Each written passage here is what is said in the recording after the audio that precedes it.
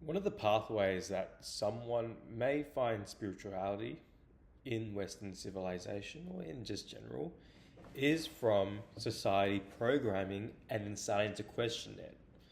So, for example, we see this a lot.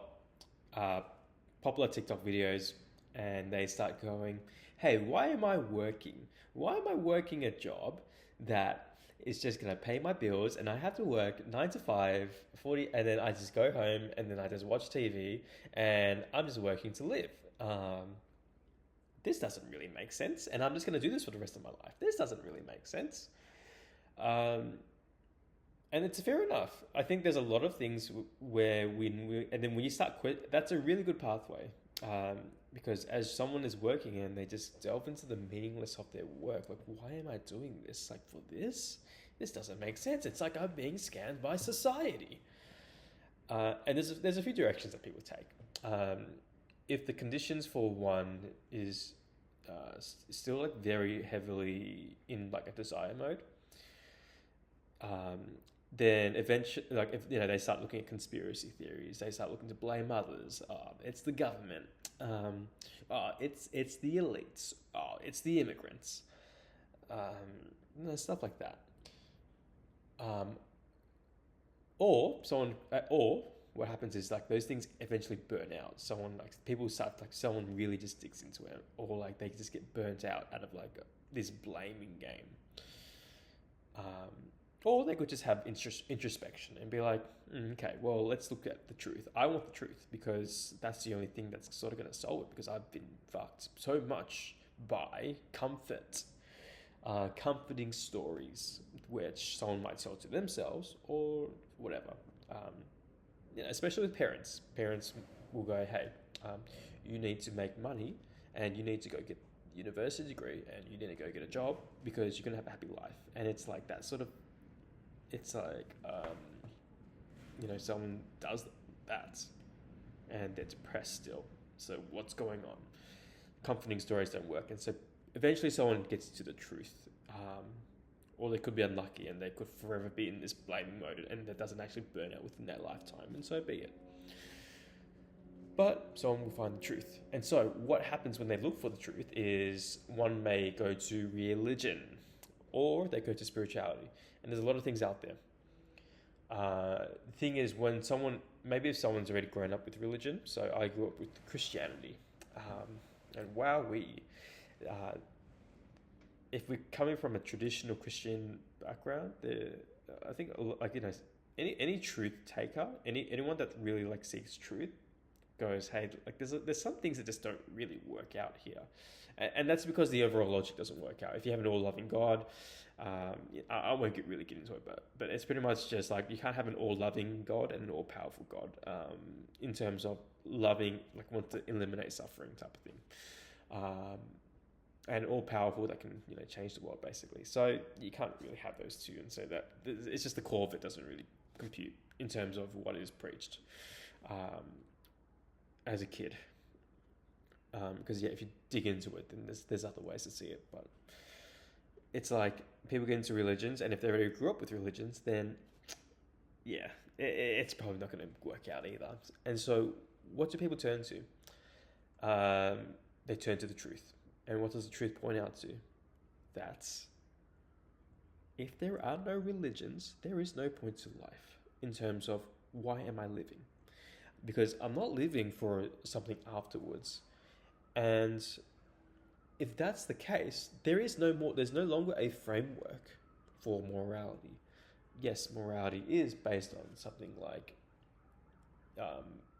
monkey gives banana one day, that monkey gives banana back. Otherwise, no more banana giving. And that's just how societies cooperate. So there's that sort of framework, but that's just a framework on evolution, or how social evolution works. And so then again, it's like, oh, okay, there's actually no objective morality. Oh shit. And it's if there's nothing to life afterwards, it's empty. Now, one based on their like how they grew up seeing the world and perhaps their temperament, um, they might have more compassion. They may create their own reality. their own set of rules, their own way to live. And on the other hand, if they have a different temperament, they may just turn out to be a bloody psycho killer or something like that. Because I can do whatever I want. There is no objective morality. Both are just it's just what happens, I guess. But we have to look at why that happens. And it's, I guess this is the danger, and I face this as well. This is the danger of having insights, like half insights.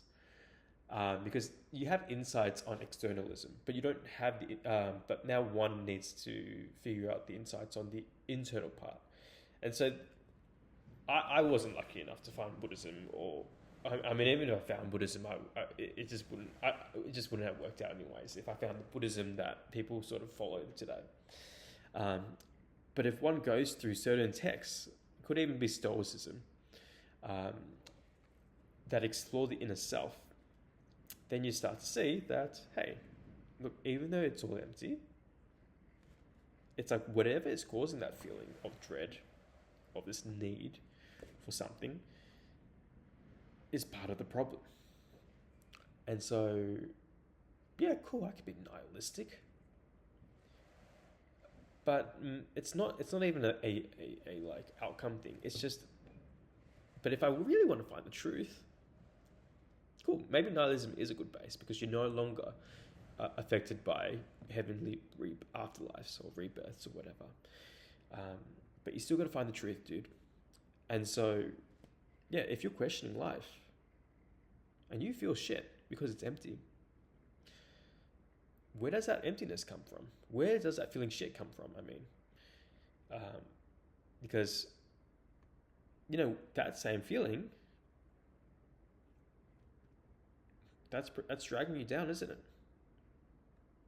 And I know it sucks. And yeah, you could go kill yourself. But then what is it that wants to kill itself?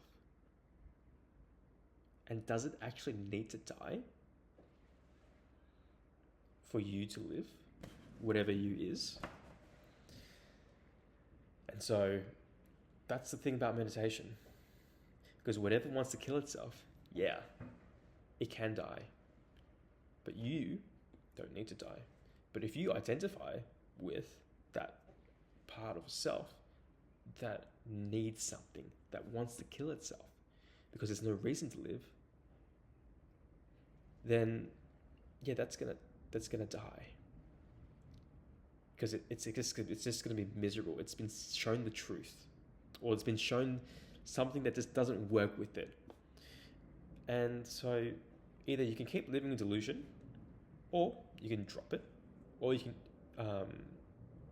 can stop identifying with it, realize what it is, observe it through meditation, or even just through waking life, because that can work.